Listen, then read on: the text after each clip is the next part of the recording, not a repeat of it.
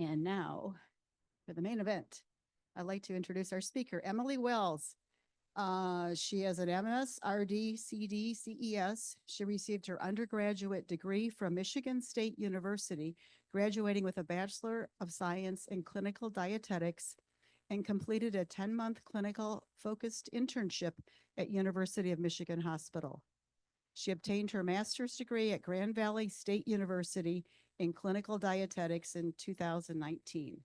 She is currently a visiting professor at Grand Valley State University, working with graduate students in the clinical dietetics program and the applied food and nutrition program.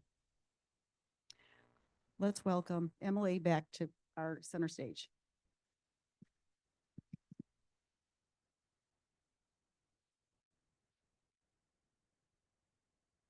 Okay, can you hear me? There we go.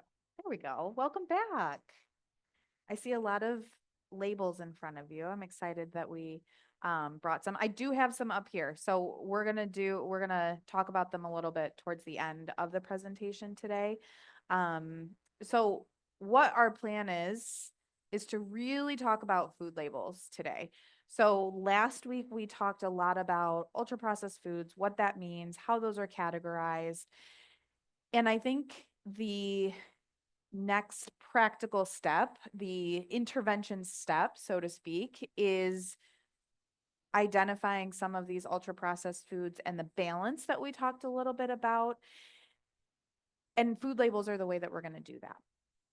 So before I dive in to my presentation today, are there any questions or any observations that anybody had from looking at food labels or looking at food over this past week? Anybody want to share? Yeah. Oh, we got to wait for Mike. Sorry. So our Zoom friends can hear. I should have warned you that I was going to ask for participation at the beginning. Thank you. One of my largest insights from the presentation last week was we talked about food nutrition, but I also learned about information nutrition. You know, where are you getting your information about health, politics, et cetera? Yeah, absolutely. That's great. Thank you for sharing. Other thoughts? Anybody look at food labels and find anything interesting or surprising?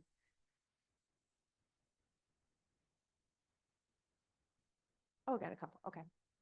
On some of the more ultra processed foods, there's just stuff listed that you don't know why it's in there, what even in a lot of cases, even what it is. And then in some cases you find something like, oh, I'm having these sweet potato chips. There's sweet potato, there's salt, and it's cooked in avocado oil.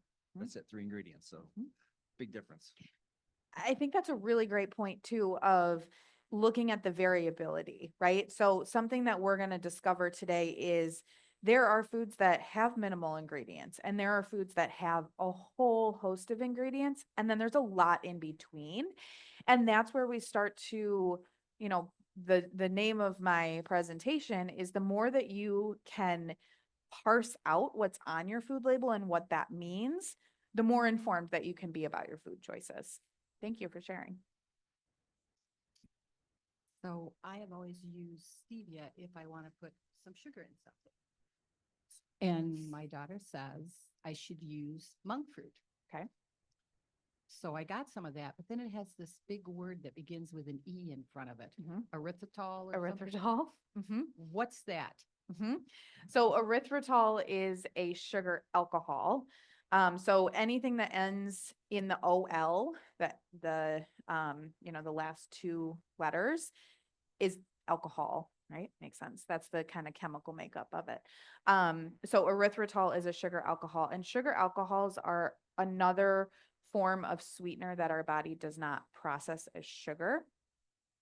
But sugar alcohols, if any of you have experienced this from a sugar-free product, like sugar-free candy, can cause a lot of GI distress.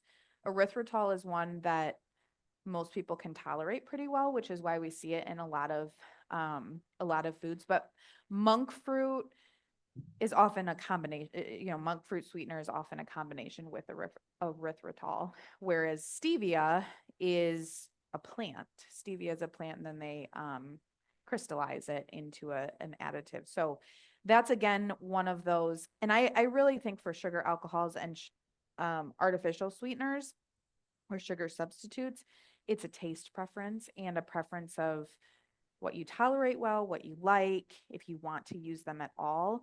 But that's what erythritol is. Good question. Other thoughts?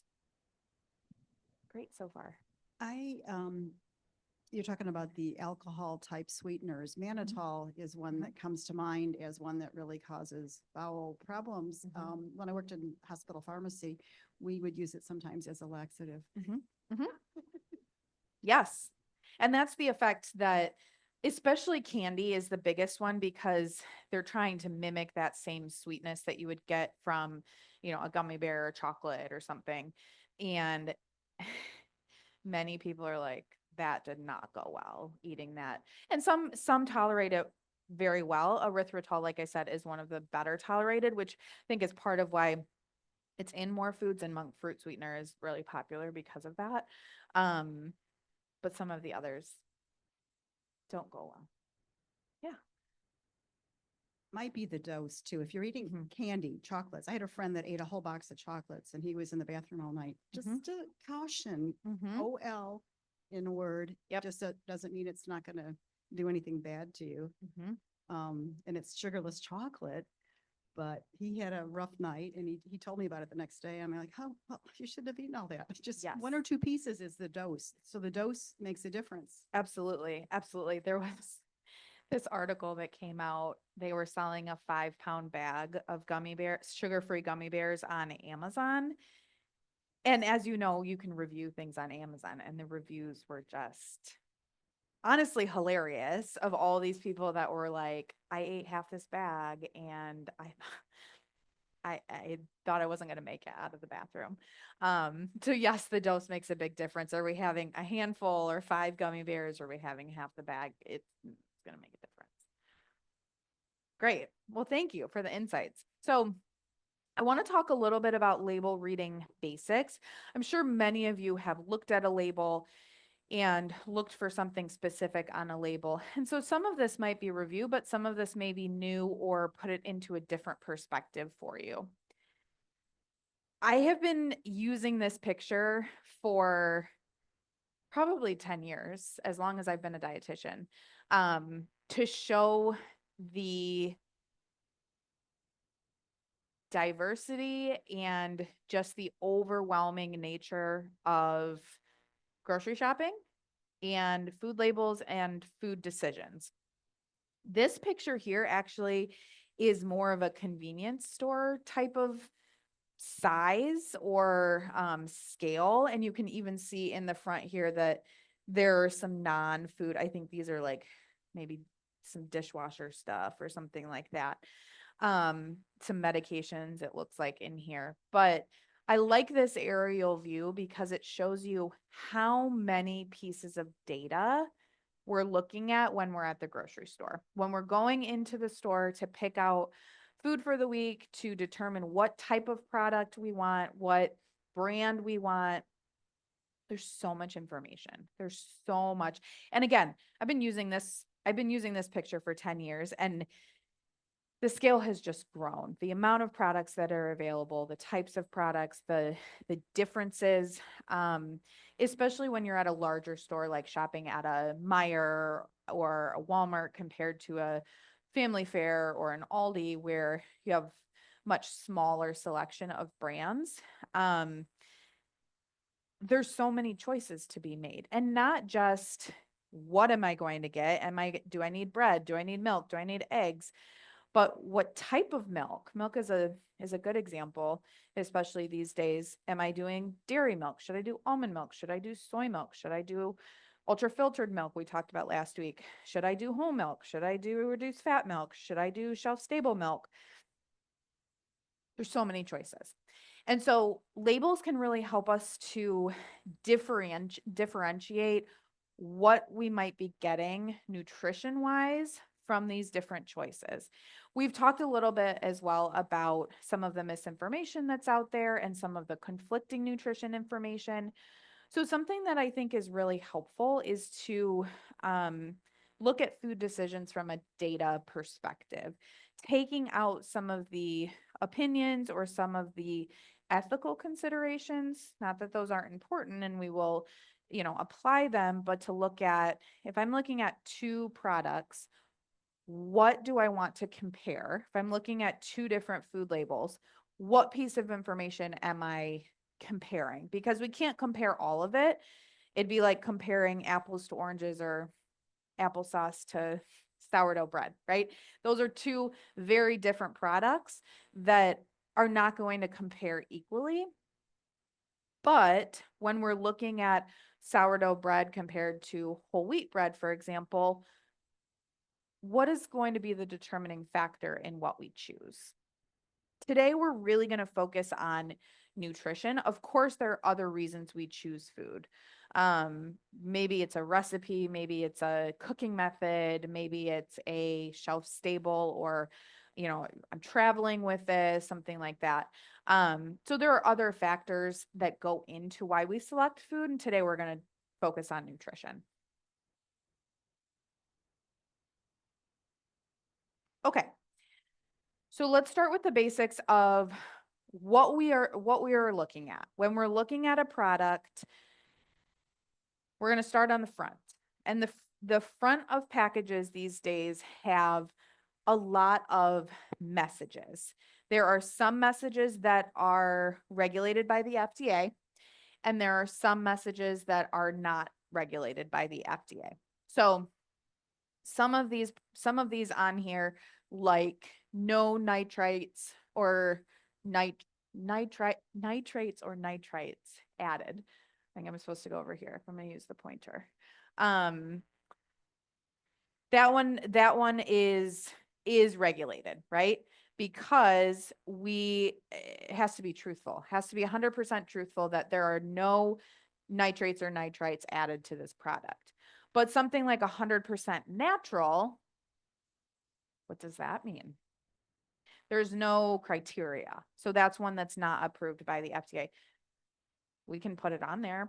Products can claim it, but it doesn't mean anything. No high fructose corn syrup, right? That's another one too. It has to be truthful. You have to turn the label around and be able to see high fructose corn syrup is not listed on this label. But there are some of these that don't really have much definition, let's say.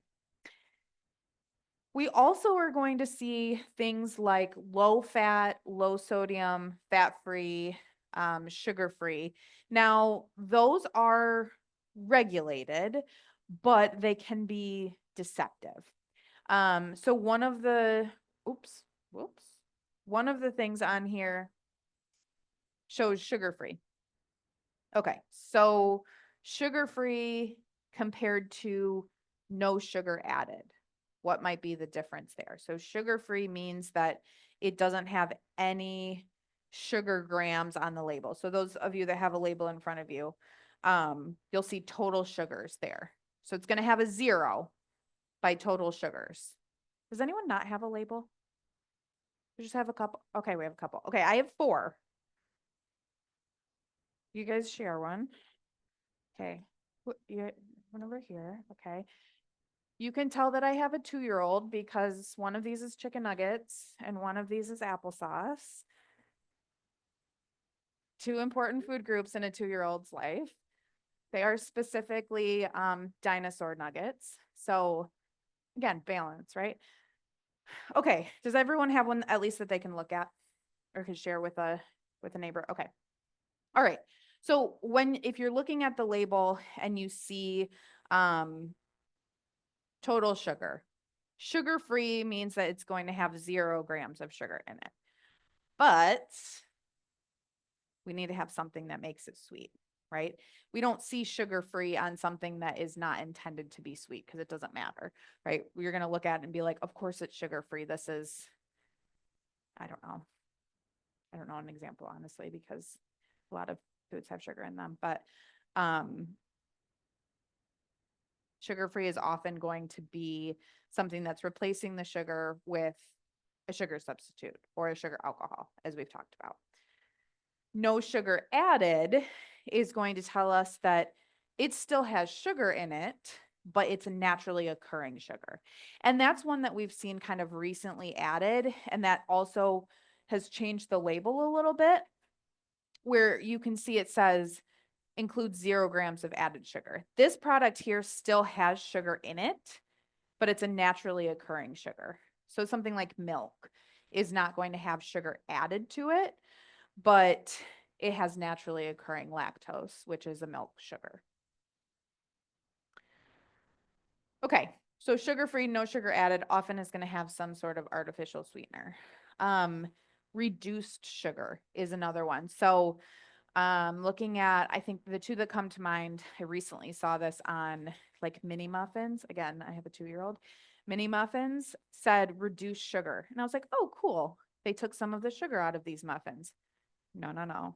They put stevia or aspartame, or I don't remember what it was, something in it. And I was like, okay, it lowers the grams of sugar, it lowers the carbohydrates, but we're replacing it with an artificial sweetener, which has pros and cons. The other one that I recently saw was like a jam. It's like a 4-berry jam. It's Meyer brand. Reduced sugar. And I was like, oh, okay, let me look at the label. It just has less sugar in it. They've just taken out some of the sugar. It's a more tart tasting jam. It's like fantastic.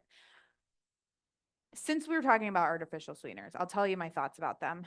I personally don't like the taste of really any of them. And so it's a personal preference for me, not a dietitian preference for me, that I don't eat a lot of things or buy a lot of things that have artificial sweeteners in them, because I just don't like the taste of it. There's some theories that like if you have really sensitive taste buds, then artificial sweeteners are much more prominent. They leave an aftertaste. It's just, it really overwhelms your palate. And that's my experience with them. Now, nutritionally, artificial sweeteners have been around for a long time. I think since the saccharin, yes, which is the pink packet, has been around maybe since the 60s, 70s, something like that. So we've had a lot of time with artificial sweeteners. There's been research, there's not clear data that shows that artificial sweeteners are a direct cause of any sort of chronic disease or high level disease, right? The conversation about artificial sweeteners and cancer doesn't have super strong research. However, there is some emerging research that's showing it can affect hunger levels, in that artificial sweeteners bind with the same receptor as sugar or glucose, but you don't get the same energy response, right? So it's binding, but typically what happens if sugar or glucose binds to that spot in our body, in our cells, is that we get calories from it. We get energy from it. Artificial sweeteners don't provide that for us. And so there's some thought that our hunger tries to compensate. Let's find some carbohydrate or sugar to get that energy that we weren't given, that we were falsely given. So that's one consideration. And a lot of people will say, yes, if I drink Diet Coke, then I want to have pretzels or cookie or candy or something like that. And that's kind of the biological thought as to why. The other emerging research is with gut health, that we just don't fully understand how these artificial sweeteners go through our gut and how it impacts our gut health. We were just talking about maybe coming back next year to talk about the gut microbiome, which is a fascinating topic. So that's where I stand about artificial sweeteners. I worked in diabetes for 5 years. They're a really great tool for lowering blood sugar, for making some swaps, for reducing how much fast acting sugar is coming into our bodies, and lowering glucose. And we know that it has an impact there. But otherwise, some of the research supports that We don't see major weight differences in artificial sweeteners versus sugar sweetened products. So that's where I think it comes back to a personal choice, a tolerance, what we're able to tolerate, and a taste preference. And that's where my personal experience is I just don't like the taste of it. And so, I don't eat a lot of them. Okay. It was a sidebar, but it's come up a couple times, so I thought I would talk about it. Okay. So some other claims here. I want to talk about low fat and fat free. Low fat has a criteria. I don't have it off the top of my head. I think low fat has to be 3 grams or less. Fat free has to be half a gram or less. Reduced fat has to be reduced by, I think it's 20%, something like that. So there's a lot of claims and there's so much marketing that goes into food. You can see that from here, how these products with their bright colors and their fonts and these big banners and things, right? This pepperoni, 70% less fat than regular pepperoni, which is a very high fat meat. So you look at it and you say, oh, this must be healthy. This must be a good choice for me, right? Because it's saying it's lower in fat. Same thing for, it's my favorite one.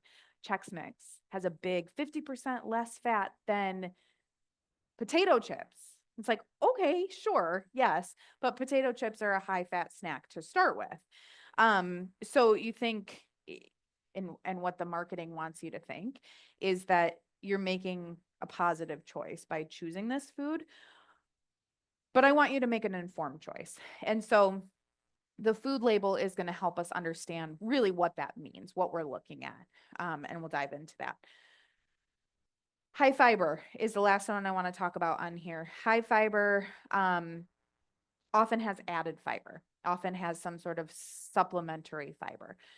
So this is when we start to kind of talk about our ultra processed food concepts, that a food that is high fiber, that has fiber added to it, think like Fiber One type of bars or snacks, or really high fiber carbohydrate products like bagels and English muffins and bread.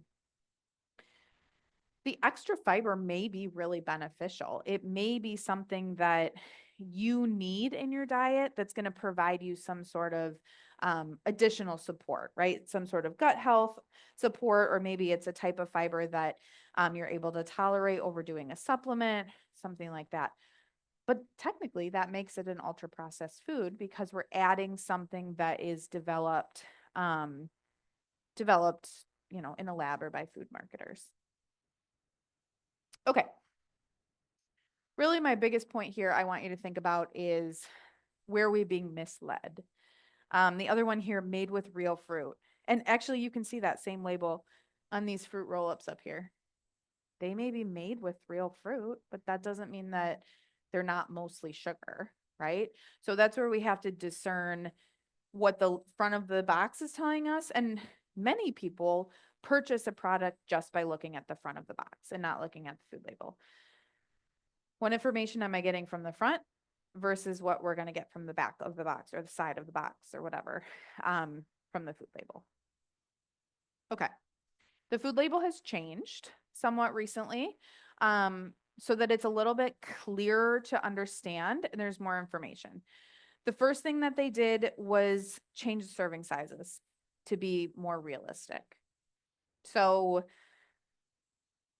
I actually don't know what this product is because this comes from the FDA website, but this has 4 servings per container and it's 1 cup is the serving.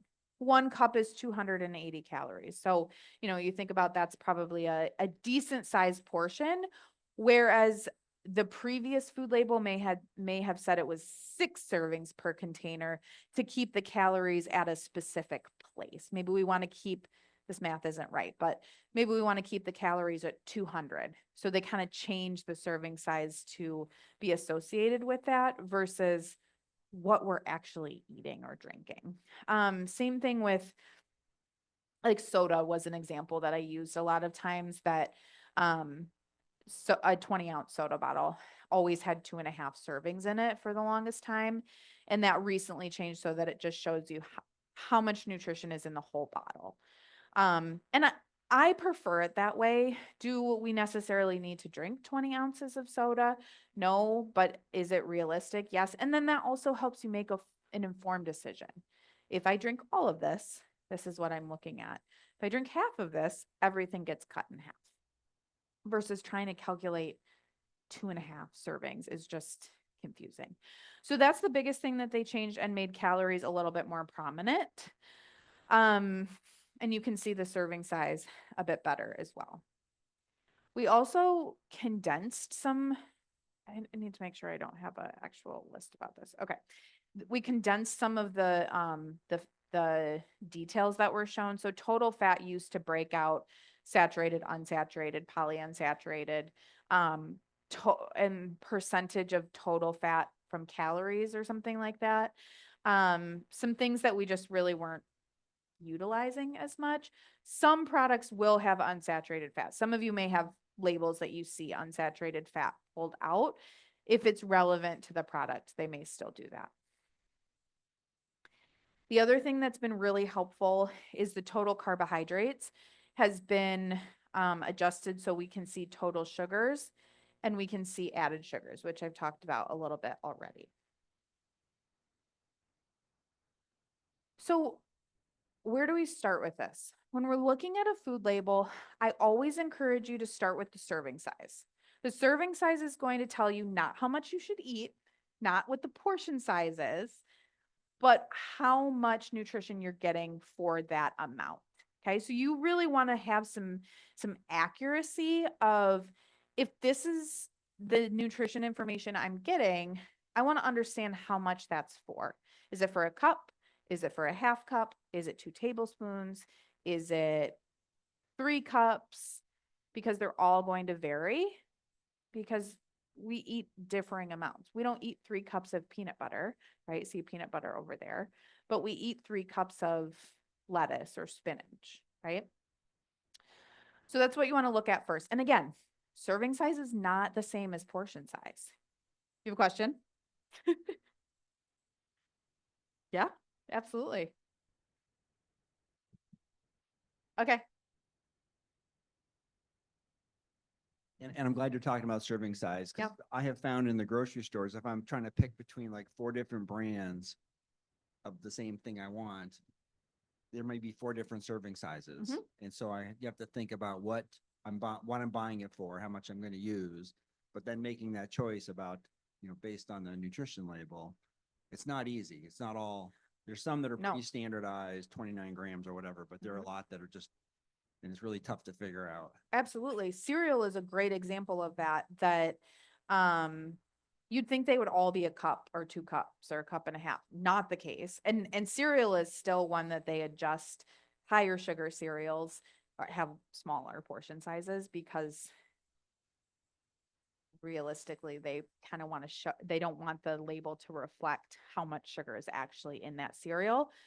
Cereal is one that isn't super accurate in what we eat, myself included, because some of them, like Cheerios, I think may be 2 cups is a serving size, or a cup and a half now, but some of them are 3/4 of a cup, which is like not even 2 handfuls full of cereal. But to your point, okay, how do I utilize this? Maybe I'm not going to eat this cereal as I typically would with milk. Maybe I'm going to use this more as like a topping or granola or in a snack mix or something like that.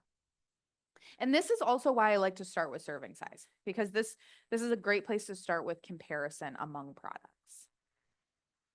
Beyond that, you want to look at servings per container. For some things, this doesn't matter. You're buying a box of crackers or a bag of granola, or you're not going to eat the whole thing, so it doesn't necessarily matter. But if you're getting a single serving or a small container of something, it's helpful to know for accuracy. Again, not that the servings per container dictates how much you should eat or what the portion size is, but it helps you understand what the food label is telling you. Okay, I talked about serving size per container. You have a question? packaged in, I'm sorry, sometimes you see things that are packaged in different things. Mhm. The serving size changes. Mhm. Because they, yeah, you may have a serving size in, it's the same product, but it may be a few grams or something in one and a lot more in another. Exactly. Serving size of like chips or Cheez-Its or goldfish, those types of things. If it's a small, like a small package like this versus a bag like this, it's going to maintain one bag is going to be the serving, but it's going to change how big that bag is and therefore what the nutrition facts are. So that's a good thing to look at. And again, why we kind of start with that top blue section up there. Yeah, good. In thinking about cereal, Mhm. granola, the serving is usually a quarter of a cup, Mm-hmm. and there's no way we stop at a quarter of a cup when Mhm. we're eating it. Mm-hmm. And that's a couple hundred calories. Absolutely. And granola is a great one. We compare granola to, and this will kind of transition us into our next topic, but when we compare granola to Cheerios, again, Cheerios are a volume heavy food, right? There's more air, they're not super calorie dense, meaning there's not as much with granola, oftentimes it's fat, some sugar. So the difference there of Cheerios, we're probably going to eat a little bit more because it's not as filling. The small portion is not as filling. And so we choose it differently. We choose it for different reasons. Whereas granola, it typically has some oil, has some sugar, maybe some nuts in it. So it's a lot more calorically dense and filling. And therefore we may choose to use it differently, that we're going to use it as a topping, maybe with yogurt or oatmeal or, something like that, maybe a handful with another type of food, a string cheese or something for a snack. And so that's where you kind of start with that comparison of, oh, wow, there's a lot of differences there. One of these is going to be more filling for me. How do I want to eat that food? How do I want to plan that food into my day? And just having some awareness of that, I think, is really helpful. Great questions. Okay, so that's where we like to start. Beyond that, we have this whole yellow section of nutrients, right? So we've got fat, cholesterol, sodium, carbohydrates, protein, and then some vitamins and minerals. We can't possibly look at everything when we look at every single label. All of this is not going to be relevant, right? So we look at this and there's a couple of things. I mean, this label is designed to have a lot of examples. So there's multiple things that jump out at me. We have 9 grams of fat. So a little bit of a higher, comparatively high fat food. 850 milligrams of sodium, and that shows 37%, which I'll talk to you about in a second. 34 grams of carbohydrates, but we have some fiber and pretty low in sugar, but we're getting 15 grams of protein from this. So there's a lot of nutrition to discern from this. If we were to say that this is let's see, what realistically could this be? Let's say that this is a hamburger bun or like a sandwich bun. So we're looking at this and we say, okay, 34 grams of carbohydrates. That makes sense for two sides of a bun. Has a decent amount of fiber in it, 4 grams of fiber. And this is me kind of like how I would look at this, and then I'll tell you why. 15 grams of protein. Where is that protein coming from? Because typically bread is not a high protein food. That's not the first thing we think of. And 9 grams of fat. Where is that fat coming from? So that's where our next step would be. Let's look at the ingredients and get an idea of where some of these additives are coming from. This is a unique example in that we're looking at a lot of different things. And this is my next point. Thousands of pieces of information, right? We have so much data, and this label is a good example of something that there's a lot of factors that we can consider with this hamburger bun. So I talked about the serving and the servings for containers. Choosing from the 5 food groups is going to help us to limit how much attention we have to pay to these individual factors of the label. So if we go back to this and we say, okay, this is a hamburger bun. When we think about a hamburger bun or we think about some sort of grain, we want to look at the carbohydrates. That's what it is. It's a carbohydrate. And we want to look at the fiber. Carbohydrate foods that have fiber in them are going to be more filling, more satisfying. They're going to be slower to digest because fiber is this longer chain carbohydrate that takes longer for our body to digest it. So that's typically what I would say. If you're looking at a bread product, you're looking at the carbohydrates and you're looking at the fiber. But then this one also has a lot more protein in it. And when we think about protein, typically eggs and meat and beans come to mind. But this product has quite a bit. So that number one, you beg the question of, does it have added protein powder in it? And how is that going to taste? And how are we going to tolerate that? And then the second question is that necessary? Do we need to have a high protein grain product depending on how we're using it? And typically with a sandwich bun, what are we going to put on it? We're going to put meat on it, right? We're going to put or protein on it. We're going to make an egg sandwich or a hamburger or a deli meat sandwich or something like that.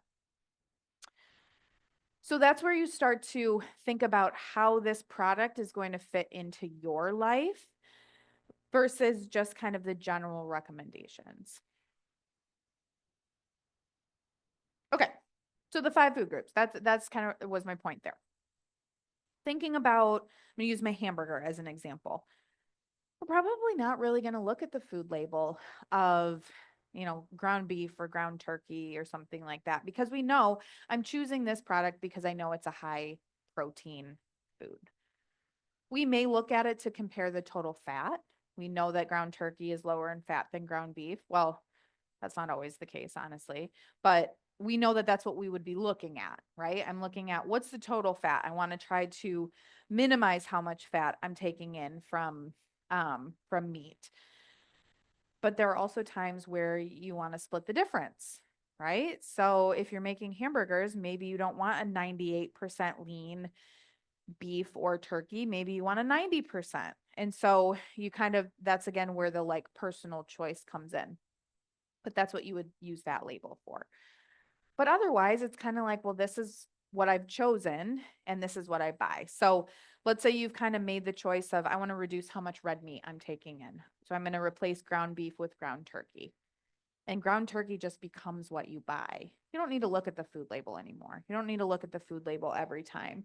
And so that's something that helps in reducing some of the information overload, is making an informed choice once and then knowing this is the product that I buy on a regular basis and this is why. The hard part is that that product disappears and you can't get it anymore and you have to get something else. But using those same concepts. So let's say that product is maybe, trying to think of something that I would buy that no longer exists. Let's say that that's maybe a yogurt cup that you would buy. You want to think about the reasons. Why was I choosing this yogurt in the first place? If it's taste, well, you're going to have to do some experimenting to see what you like. If it's, I choose this one because it's a little bit higher in protein and a little bit lower in sugar, then you can kind of start to compare. I've never seen this type of yogurt before. Let's compare and see which one has higher protein and lower sugar, and I'm going to try that one. So you're using those same concepts for individual products. For yogurt, we're not probably going to look at fiber. There's not typically fiber in yogurt unless it's been added. And I wouldn't really recommend a high fiber yogurt. I just wouldn't. So there's some things that you can, in your mind, you can just cross off. I don't need to look at that.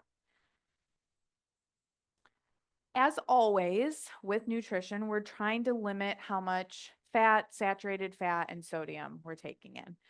So I want to go back to this and talk about sodium. Sodium is one of the one of the times where I find it really beneficial to use the percentages. So the percentages are based on a 2,000 calorie diet for the average American. Obviously, I have some issue with that because who is the average American and how many people should be eating exactly 2,000 calories? But that's what the entire food label is based off of. And there is some research to support that. I think the research is a little bit outdated and doesn't take into account any sort of gender or ethnic differences, but that's besides the point. That's what the percentage is telling you. So they're not perfect. They're not exact percentages. I would never say, add up your percentages of sodium per the day and make sure you're under 100%. Like that's not how we use them. It's more so a comparison of approximately this one food is taking 37% of my sodium needs for the day. And that's also based on 2,500 milligrams of sodium. The average American eats 4,000 milligrams of sodium. Last time I checked, it may be even higher than that these days. I don't know. So this is based on the recommendation, but again, it's good information. So looking at this 850 milligrams of sodium, almost 40% for your whole day for one hamburger bun. Again, I don't know if that's what this is, but for our purposes today, I may reconsider this product. I'm going to guess that it has protein powder added to it and therefore has salt added to it to cover up the protein powder taste. But again, this is a fictional product, so I can't tell you for sure. But that's how I would interpret that of, okay, realistically, I don't need this high protein food because I'm trying to limit my sodium, and I'm going to choose something that's lower in sodium and add my protein a different way. AKA maybe my turkey burger that I'm seasoning at home and only has 200 milligrams of sodium in it. Do I see your hand? No. Okay. I was like, we have a comment and I want to hear it. Okay, so that's how I would use the percentages. Some of these percentages like cholesterol, it's not giving you any information that's going to change how you choose a product or change how you compare a product. Okay.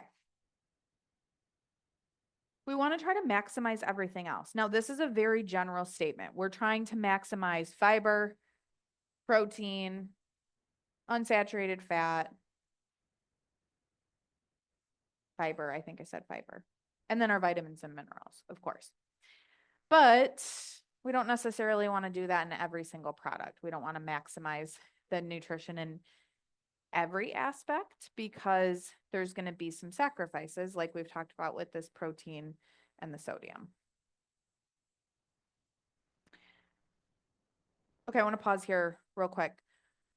Questions about the nutrition facts label and the details that are on there. Yeah.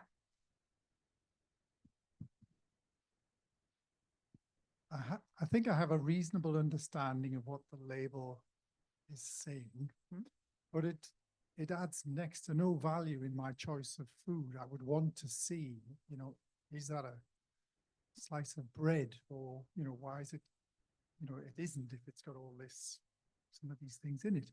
So I just think this is confusing and I shouldn't feel guilty that I don't know what to do with the sort of biochemistry when I'm just trying to eat some granola with some yogurt. Are you not concerned that this message is just making it harder to choose healthy food? It's a great question. It's a great point. There is a lot of confusion when you're just looking at a random label, right? But putting it into terms of what the food is, which we'll do in a little bit when we look at our individual food labels, that's what's the most helpful. But the message, the point that you're making, I think you're making, correct me if I'm wrong, is the label even helpful for me to choose foods? Should I just be choosing foods that don't have a label, fruits and vegetables and lean meats and whole grains and things that I don't even need to look at the label? And ultimately, yes, that is the answer that I would have. And I think I have that somewhere. Yeah, foods without labels, right? That's what we really want to look at and try to maximize. But the reality is that you are going to have some foods that have labels, and we want to be able to have those tools and understand what a general label means so that we can make that comparison. We'll dive into that a little bit here too. But I appreciate the point. Yeah. Back to the nutrition label. Mhm. I noticed that the macronutrients, lipids, fats, carbohydrates have a daily value, but yet the protein does not. Mhm. Can you explain why? So protein is recommended based on body weight, not based on calories. So it's not given a percentage of calories from protein.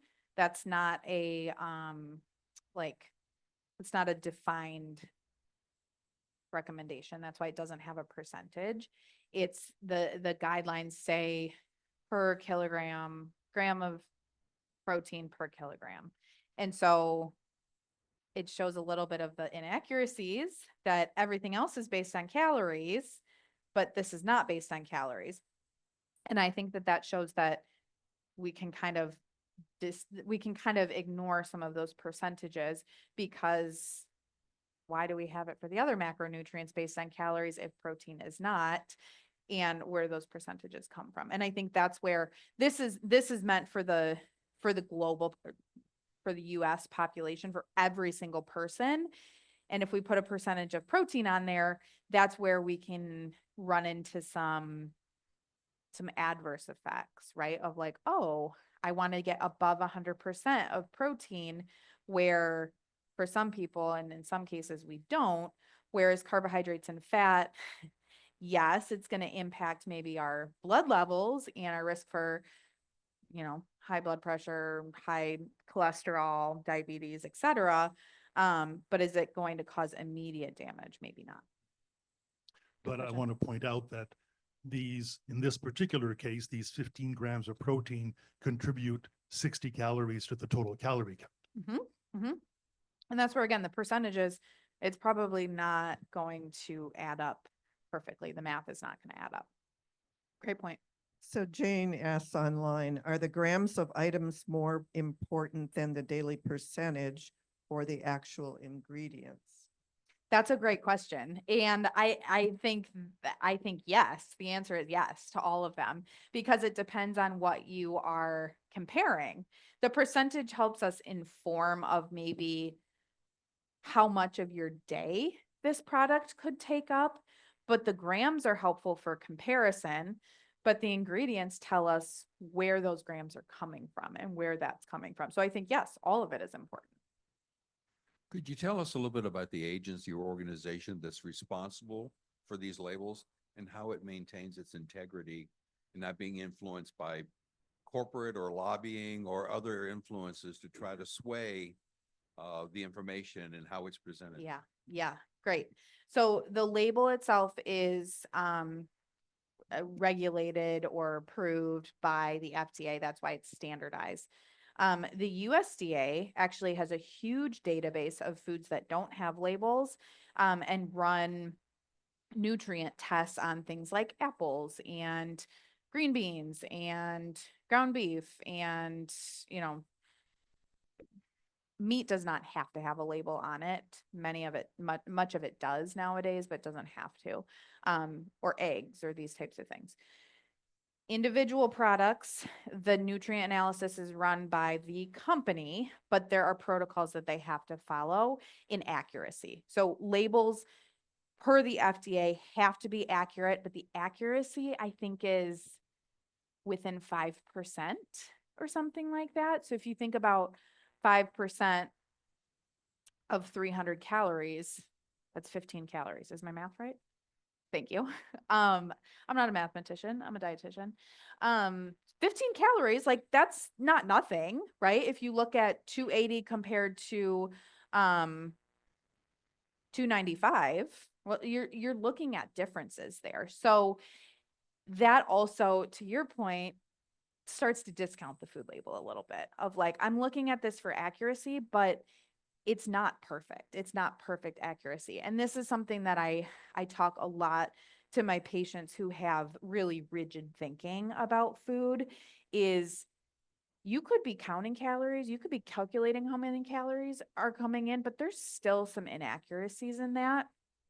But it is regulated by the FDA and the government. I won't speak to, do we trust or not trust the FDA? They are our government regulating body of our food, the FDA and the USDA. So that's kind of who's the oversight and why there's a lot of standardization that happens with that. Good. Okay. So I want to move on and talk about the ingredient list. The ingredient list is, I would say, more helpful information on top of our food label. Okay. Ingredients are listed by weight. So the ingredient that is the most prominent in the product is going to be first. When we're looking at this, we want to see whole foods first. We want to see whole grains, low-fat milk, yogurt, fruit, vegetables, meat, beans, and nuts. That's what we want to look at as being the first ingredient when we are looking at a product. So when we look at this, coming back to our ultra-processed food conversation, it's hard to know what all these words mean, right? What are all of these different things? And that's where we have the conversation of, is this a product that I want to eat? Is this a product that I need to eat? I like to utilize, I want to utilize, or can I find an alternative? This is probably some sort of like muffin. I'm going to go with that because it has flour, but then it also has oil. It has water, eggs, maybe a biscuit, something like that, but some sort of processed baked good, right? So we look at this and we say, okay, I want to make this. I'm going to make these. These are, a special product. Let's say it's like a pop-up, from a can biscuit. Or do I want to try to make this product at home? Or do I want to buy it from a bakery? Or do I want to try to compare and see if there's a similar product that has less ingredients? That's where the food label and the list of ingredients, I think, can be really helpful. It also can help you look for something that you don't like or don't want to eat, right? So when I look at a food label, I'm looking to see, like my reduced sugar example, how is it reduced sugar, right? You're approaching it with some curiosity of, is this reduced sugar because it has artificial sweeteners, or did they just cut down on how much sugar is added to it? That's where the ingredient list can really help you. I don't want you to be afraid of foods like these. I don't want you to look at this ingredient list and say, I'm not eating that product, because I truly feel, and this is kind of why I started with my nutrition philosophy, that all foods can fit in different capacities. However, there is opportunity to maximize nutrition in food. And I do this purposely, show you a food label, show you an ingredient list, because I want you to think of them sometimes as separate thoughts or separate conversations. But ultimately, you are going to make the food decision that feels the best for you. This slide here is going to show you a little bit of, with specific foods, what I'm choosing. So, the question earlier of, is the food label going to help me determine if I am going to eat my yogurt and granola? Well, the question might be, if you're in a place of choosing a type of granola, maybe you want to choose something different, maybe you want to maximize your nutrition from that product. That's where the food label can help you. Generally, is yogurt and granola a good snack, a filling, nutritious snack? Yes, and you can leave it there. You can say, I don't need to investigate this further because this is working for me. Or let's say, your doctor says, hey, I want you to take a look at how much saturated fat you're taking. That's when you can start to look at food labels a little bit as well. So for carbohydrates, I talked about this a bit already. Cereal, crackers, bread. We want to look for higher fiber, lower sugar, lower fat. I usually recommend at least 2 grams of fiber in these types of foods. One of you have my sourdough food label out there. That's a good example. It only has 1 gram of fiber. but it's not considered an ultra processed food. Doesn't have any ingredients in it that are ultra processed. I think it has like flour, water, salt, and then it said like a sourdough starter, and it lists out those ingredients. So that would probably be a level 3. It's a level 3 food because the flour and salt are level 1, level 2, and they're combined to level 3. But it only has 1 gram of fiber. Do I want a little bit more fiber? Do I want something that's a bit more filling? I thought about this when I put my grocery order in this morning because we're busy. That I want a higher fiber. I want a whole 100% whole wheat bread this week because I'm finding that when I do whole wheat bread versus the sourdough bread, I stay full longer from the whole wheat bread. And that's important to me right now as a pregnant person who's hungry all the time, that I want to stay full longer. I didn't look at the label. I didn't look at the ingredients. I know it's considered ultra processed because I've bought this before, but that was the choice that I wanted to make this week for that product. Okay. So that's just an example. Again, I'm not telling you that to be like, you should do what I do because I'm a dietitian. Remember, one of my food labels is dinosaur shaped chicken nuggets. Okay. I'm not telling you to do as I do all the time. I'm telling you what my decision making looked like this week and how I use the label to decide that. I know that whole wheat bread that I bought probably has 4 grams of fiber per slice versus 1 gram per slice in the sourdough. Do I like the whole wheat bread as much? No. Aldi sourdough is top-notch sourdough, but I'm looking for filling power. Okay. Yogurt is the next one, lower sugar, higher protein. I like to have higher protein than sugar. That's a model that I like to use. So again, the question of, okay, I love this yogurt and granola, but it's just not keeping me as full as I would like to be. Maybe I'll look for one that's a little higher in protein. That's a great way to use the food label. My yogurt label is back there, right? That's a Greek yogurt. So maybe I'm looking at Greek yogurt compared to a non-Greek yogurt and look at the difference in the protein. It's a big difference in the protein. And so understanding what you're looking at and what that's going to give you or how that's going to benefit you can really help you make that informed choice. That food label also, you may be looking at it and be like, it's a little higher in sugar than some other yogurts. Remember, my personal choice, I don't like to buy things, I don't like the taste of things that have artificial sweeteners. I won't buy yogurt that has artificial sweeteners. I don't like it. I don't like the taste of it. So I sacrifice, that's going to be a little bit higher in sugar because that's my personal taste preference. Granola bar is another example of granola, lower in sugar, higher in fiber. Question? Please. Yeah, just since you're talking about this yogurt, this Mhm. the protein is showing 14 grams and 28%. Oh, it does have a percentage. Yeah, of the Interesting. Okay. daily value, and 16 grams of total sugar, including 11 grams of added sugars, 22%. Really good point. Okay, so my ratio here, right? 14 compared to 16. 16 grams of sugar compared to 14 grams of protein. That's a little bit higher, but the added sugar is 11. So where that other sugar coming from? Remember, milk has naturally occurring sugars in it. So I would compare that 14 of protein to the 11 of added sugar because you're always going to see sugar in yogurt. However, if I did a plain Greek yogurt that didn't have any sugar in it, well, now we're looking at whatever the difference is, 5 grams of sugar from the naturally occurring milk sugar compared to 14 grams of protein. But the taste is a little bit different with plain yogurt. If anyone has had it, it's tart. It's real tart. So again, that's where you kind of look at, all right, where am I going to find the place that works best for me? Food is also not always a personal decision, right? I know that my 2-year-old will eat that. I know that my husband will eat that. And I know that I will eat that. So there's also some consideration of compromise in a family structure too, or a household structure of what's everybody going to want to eat. The other thing with canned and frozen meals, I think I saw somebody who had a frozen meal.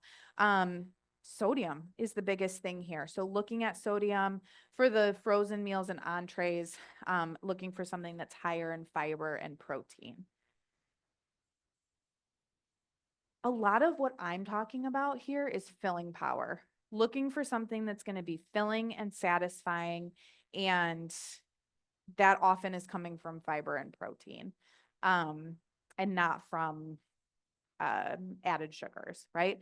Doesn't mean that added sugars are bad, but oftentimes when we're sitting down to eat something, we want it to stay with us. We want it to be filling, but we also want it to taste good. So that's where you can kind of use the food label to help you identify those types of foods.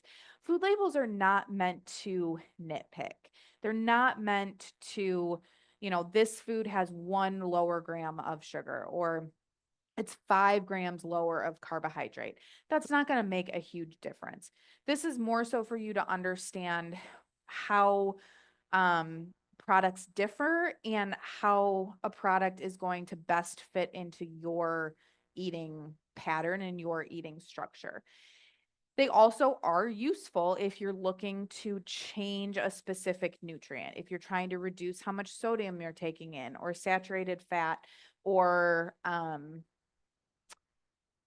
those are the big, I guess, or carbohydrates or sugar. Those are the big ones that we're kind of usually looking at or trying to reduce, or maximize a nutrient. I didn't even talk about the vitamins and minerals down here. Again, in my personal situation, my iron is low. Again, I'm a pregnant person, so my iron is low as usual. So I may be looking at a product that's higher in iron, that's fortified with iron. It's probably going to make it an ultra processed food, but I'm going to tolerate iron fortified cereal better than iron supplements. So that's another thing that you might be looking at. Is there something you're trying to maximize? The labels can give you that information. Okay. I have a couple more slides and then we'll look at a couple food labels that are out there. So some of the myths with food labels: preservatives are bad. We've talked about this with ultra processed foods. Preservatives are intended to help foods be shelf stable. Okay. So if we're trying to find something that is going to sit on the shelf that is non-perishable, it's likely going to have some sort of preservative in it, but salt and sugar are preservatives as well. So that's something that is, I wouldn't say it's as prominent in the media today, but kind of ups and downs with that. Looking for foods that are less than 5 ingredients. We've talked about this again when we talk about ultra processed foods, and the example of sweet potato chips came up, of sweet potato, salt, and oil. Less than 3 ingredients, but it's still a chip. It's still fried, but it's not an ultra processed food, and it does have some nutrition in it, but less than 5 ingredients isn't necessarily the gold standard of a food, right? Whole foods versus processed foods, we've talked about that. Artificial sweeteners, we've talked about that. Superfoods is kind of a fun one. This is not as big right now, but that used to be a big term that was like plastered on foods. This is a superfood. Really what a superfood is, it just means that it has something additional that's been shown to have benefit. So like kale or pomegranate juice were some big ones that were superfoods because they have higher levels of anthocyanins, or what's the word I'm looking for? Antioxidants. Resveratrol and red wine. Yes, exactly. Antioxidants. That was a big one of like, they were kind of promoting that on food labels. So, and then the other one, vegetable chips or straws, foods that are promoted that they're vegetables, and then you turn it over and it's basically just a potato chip because their potato starch is the first ingredient. These types of things are really where food marketers are trying to trick you, and they're trying to get you to buy their product regardless. Doesn't mean that any of these foods are foods you shouldn't buy, but I want you to be informed of what that marketing is on the front of the package, what it means on the back and the food label. Okay, like I talked about, foods without labels. That's kind of where we want the majority of our foods to come from, is things that we don't even need to look at the label, right? But that's just not always the reality. And we have a lot of great foods that are our 5 food groups or our whole foods that do have a label because they're minimally processed, canned or frozen, or even bread or rice or some of those things. Okay. Last thing about ultra processed foods.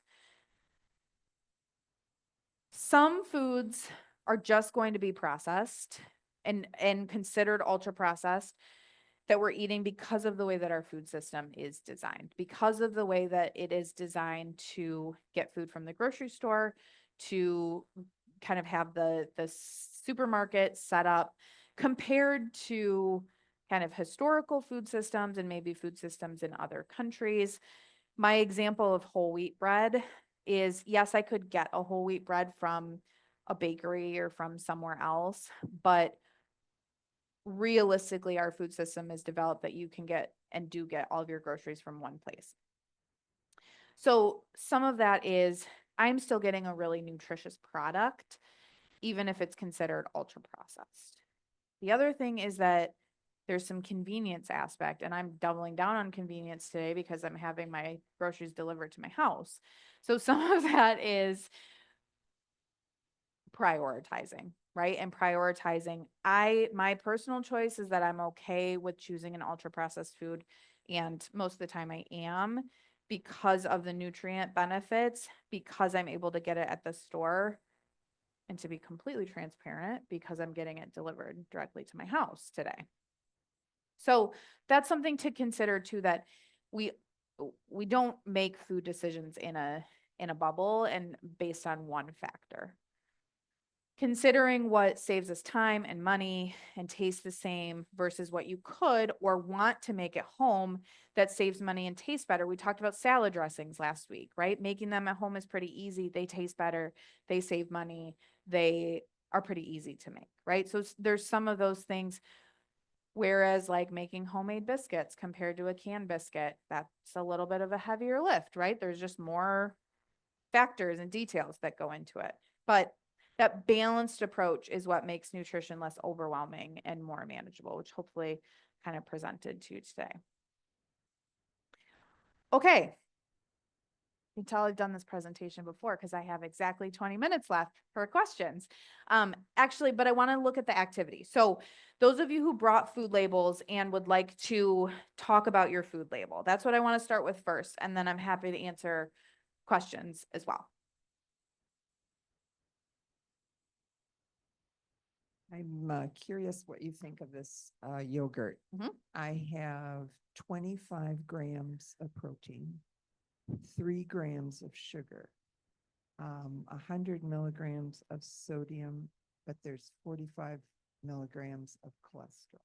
Okay. Let's look at the ingredient list. Where do you think that 25 grams of protein is coming from?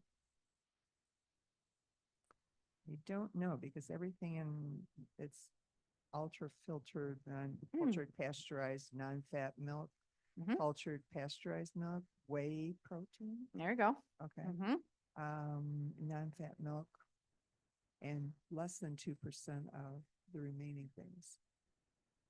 I have heard of ratio. I've not actually looked at the label before. Okay, so 2 things with this, really interesting. Number 1, it's ultra filtered milk. We talked about ultra filtered milk last time, that it's automatically higher in protein, right? Because it's filtered to have less carbohydrates, which is why we only have 4 probably, and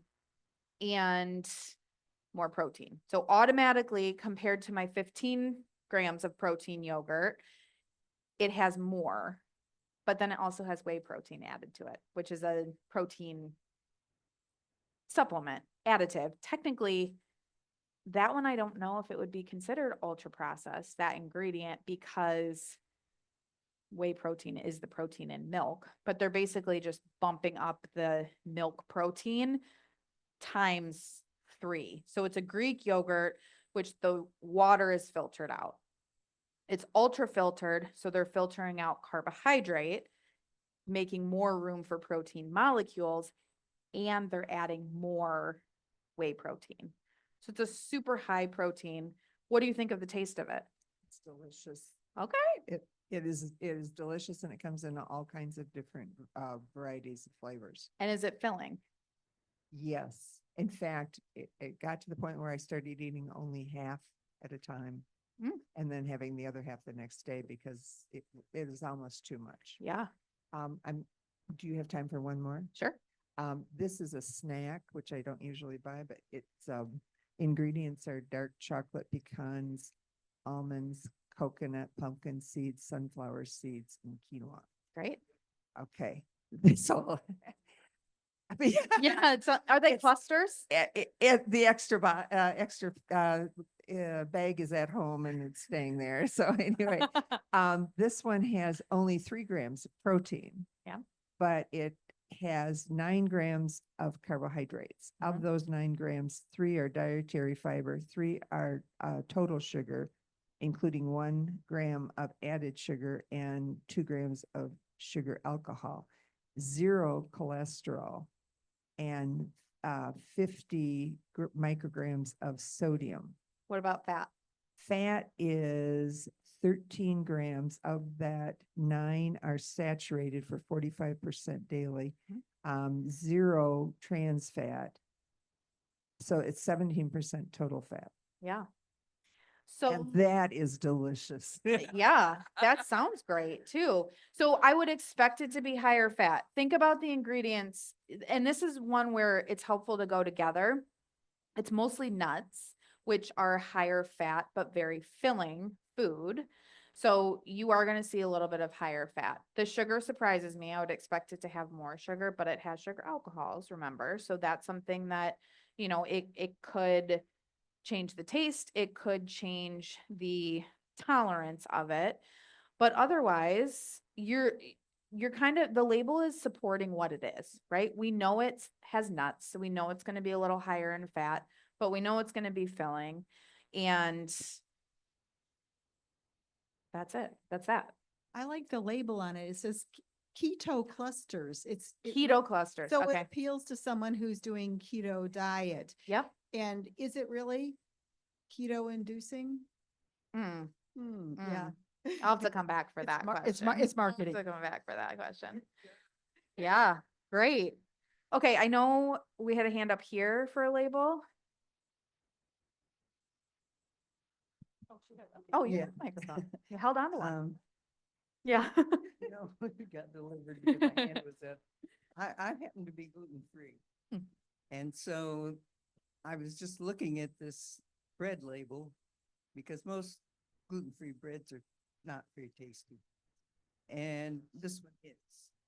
But boy, when I look at this label after what we've just been talking about and everything, I think, it has 3% total fat, but no saturated fat, no trans fat, and most of it's polyunsaturated or monounsaturated.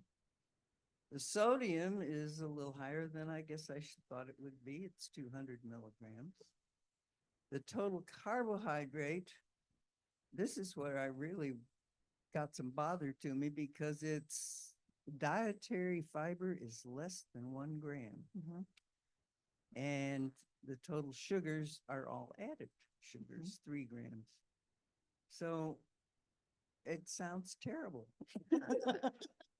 The biggest issue that I have with it as well is the fiber, right? But this is a great example. I'm glad that you shared because gluten-free products almost never have fiber in them because they're often made with rice flour or tapioca or almond flour, thank you, that does not have a lot of fiber in it. And the way that it's processed to make bread, almond flour, is the fiber has to come out of it. And so this is a really great example of something that's a necessity, right?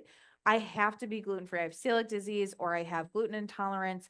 This is the product that I have to choose and I have to sacrifice fiber when we make it up in other ways. We can make it up from fruits and vegetables. We can make it up from nuts, some of these other from beans that are naturally gluten-free, high fiber foods.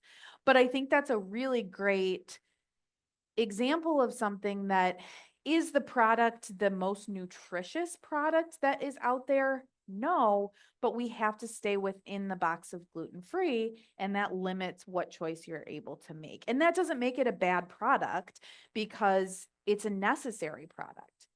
But then you have a lot of people who are gluten-free because they feel like they should be, or they want to be, or their neighbor is, or whatever, that we're sacrificing nutrition to have a label of gluten-free. I'm not saying this is you at all, but there are a lot of people out there that are like, oh, I just choose to be gluten-free. But it doesn't always reflect in the nutrition of our food. But there are many people who need to choose the gluten-free products. And I agree with you. Many gluten-free breads don't taste good. That's an important, that like kind of bumps up your priority of like, I want to find a bread that tastes good, that I enjoy. I need to sacrifice a little bit of fiber, and that's okay. Great example. Thanks for sharing.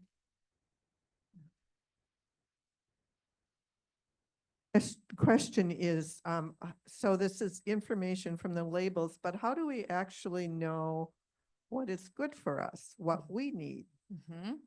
That's a great question. And that's why my job exists as a dietitian, because everybody's different. Everybody has different needs. Everybody has different requirements for nutrition and how they relate to nutrition. And there's no one answer. There's no one answer to what food is the best, or what eating pattern is the best, or what's the healthiest, because it's different for everyone. You know, talking about I need gluten-free, or I need to eat lower sodium, or that's what's the healthiest for that person, but that may not be the case for everybody. So, you know, knowing what is good or what is the best, I think that's one of the ways that the media preys on nutrition, is saying the 10 best foods that you can eat, the 10 most nutritious foods in the grocery store, because it gets you interested, it gets you clickbait, because there isn't truly an answer. It's so individualized. And just a small plug that a dietitian can help you figure out what is the best eating pattern for you. But some of it, you know, just to give you an actual answer, what makes us feel the best physically and emotionally, what we have access for, what we can afford, what we like, what we're able to prepare, and what we personally feel the best about eating. And that's so vague, but everybody can come up with an example of, you know, a meal that you eat that feels great, feels good. That's, to me, what the best type of eating is. But it takes some reflection and introspection into what that actually is, and the factors with that. So it's a great question. Great ethical question. So I'm still on this idea of common sense eating. Keep it simple. Yeah. I just don't, you know, so milk, I've never heard of hyper filtered. I'll just have whole milk or semi-skimmed milk. Yep. And as long as it's pasteurized, that's it. I don't buy any of these kind of snack things just because they seem so too expensive. I do have a bag of mixed nuts, you know, and that's it. And that's a snack, bits of it. And on all these things, you know, even the gluten stuff, what is it, 1% of the population? But you'd think that's like perhaps one person in this room. Yeah. So that's, you know, unless the physician tells me not to eat this, I just don't feel the need for the level of knowledge you have. Yeah. For ordinary people to be eating by. I agree. I agree in a sense. I agree for you. That's what works the best for you. No, I think people are far more adaptive to what they can eat than you know, the percentage of this or whatever that, you know, and if it's like folates, that will be added to bread because it's got a specific need for pregnant women. But apart from that, I just think this is sort of overblown. I don't know if it's the American diet and the marketing's so much better, but than Europe, I don't know. I think you have a really, really interesting perspective, and I like the way you termed it, right? Of common sense nutrition, that there is something to be said about that.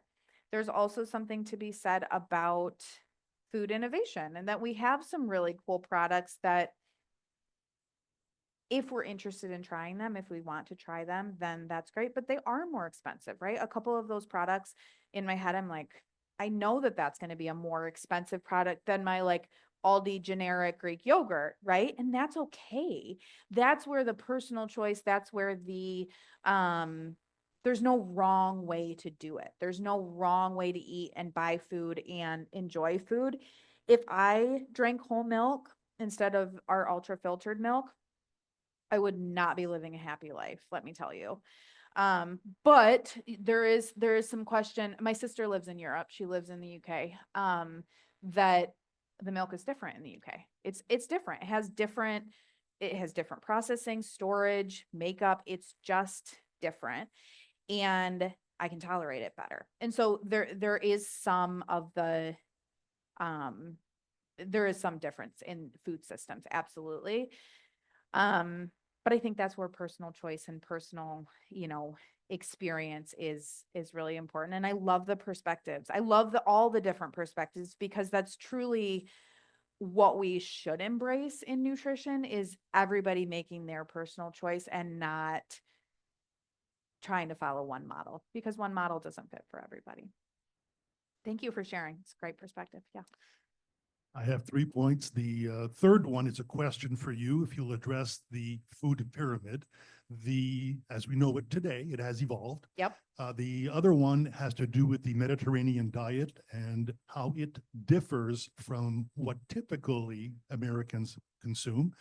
But first, I want to talk about a label and a list of ingredients. I purposely brought this light yogurt, which is fat-free and has 1/3 fewer calories than the leading low-fat yogurt. I brought this specifically to point out what you talked about earlier, artificial sweeteners. And this product, like many others like it, has not one, but 2 artificial sweeteners in it. And a lot of people have misconceptions about artificial sweeteners, but I want to point out the reason that the food processor might have included both. In this case, it's acesulfame and sucralose. Mm-hmm. The question is, why both? For one thing, they're both expensive, Mhm. but they're used in very small amounts to deliver the sweetness equivalent to the amount of sugar that would have been used otherwise. It turns out that the brain, the taste buds in the brain perceive different artificial sweeteners differently. So one of these 2, either the acesulfame or the sucralose, I forget which it is, one of them gives an immediate hit of sweetness. Okay. And it decays rapidly. Meanwhile, the other sweetener, there's a delay before the onset of sweetness, and it decays later. So the total sensation of sweetness is prolonged. And that is why processors would use 2 of these artificial sweeteners. So we'll find those in many food systems. Mhm. So I thought that was interesting that they Super would do that. interesting. Yeah, absolutely. And now if you can address the food pyramid as we know it today and the Mediterranean diet. Yes. Thank you for sharing your science insights. Really interesting. And also goes to show how much goes into food development and food marketing, and why it's helpful to be informed. Okay, food pyramid. The food pyramid was developed in 1991 and was the same until I think 2005 or 2007 or something like that. They changed the pyramid slightly to be columns, if any of you remember. There were like colored columns. And then they swiftly changed that to be My Plate. So My Plate is the current version of the food guide pyramid, which shows a plate that's divided between carbohydrates, protein, fruits, and vegetables in kind of 4 even categories. What I like about the My Plate is that it's a very, very simple way to plan a meal and plan a plate. What I don't like about the food guide pyramid is that most of our meals are not segmented into 4 nice little sections. It also includes dairy as milk, which doesn't fit for everybody, and it doesn't include water, which is not a macronutrient, but an essential nutrient, or not a, yeah. I like my plate. I use my plate as a guide, right? That's how it's intended. There's a lot of really cool information that accompanies my plate on the USDA website. When I spoke last year, I also presented the Harvard Healthy Eating Plate. The Harvard Healthy Eating Plate is slightly different in that it changes the composition to be more heavily focused on vegetables, and less on, and I think it might be even like fruits and vegetables is half your plate or something like that. It also includes healthy fats, and it includes water, which the My Plate does not. Comparing that to the Mediterranean diet, if you are interested in the Mediterranean healthy eating pyramid, Old Ways is the kind of original resource for the Mediterranean diet, oldways.org. The Mediterranean diet is still set up as a pyramid, but composition is slightly different. Without having it in front of me, this is not going to be perfect, but the bottom is a composition of whole grains, fruit, vegetables, nuts, beans, basically all of our kind of whole foods. And then the next section is non-red meat proteins. So fish and beans and eggs. Then we have red meat.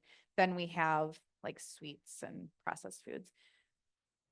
The Mediterranean plate also includes red wine, exercise, and eating with other people.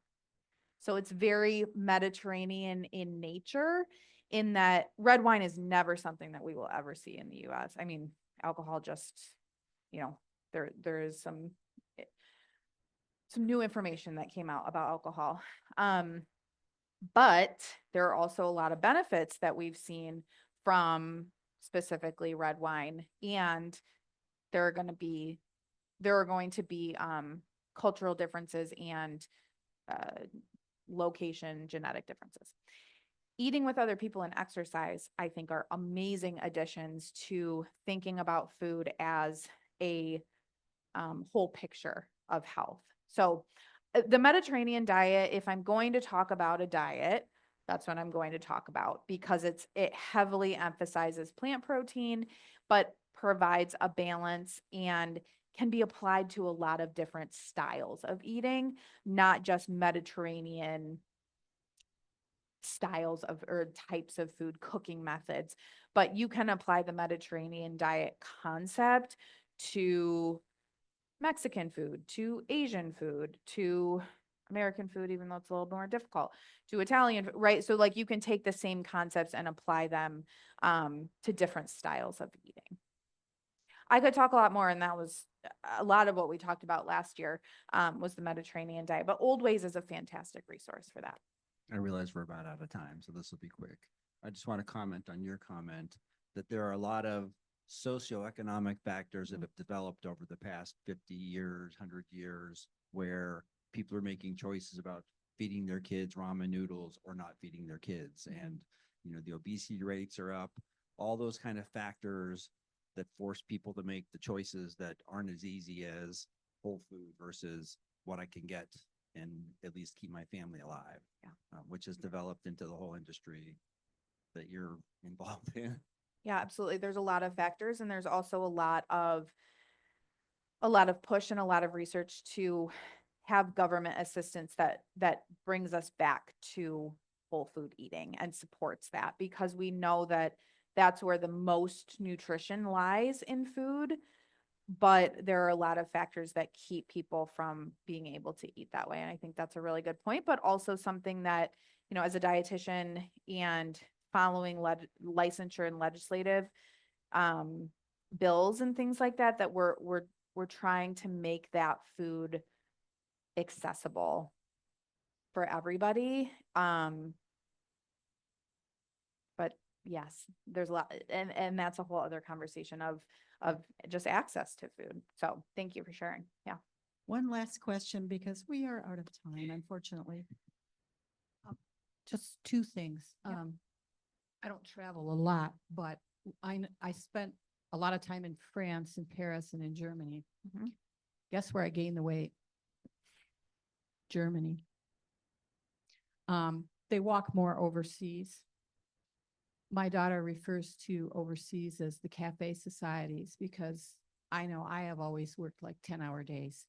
So trying to fit in exercise and trying to fit in time to prepare really healthy food is harder. And I know when I have traveled, I always hear from people overseas, boy, you Americans, you really love to work. And my European friends get 6 weeks of vacation. Sometimes some jobs in America come with 1 week of vacation. But my question was this: what about foods and parents who have children with attention problems? And I don't know how true it is that certain foods can play into attention deficit. Yeah. I am not an expert in child nutrition other than, again, having a 2-year-old. So you learn as you go.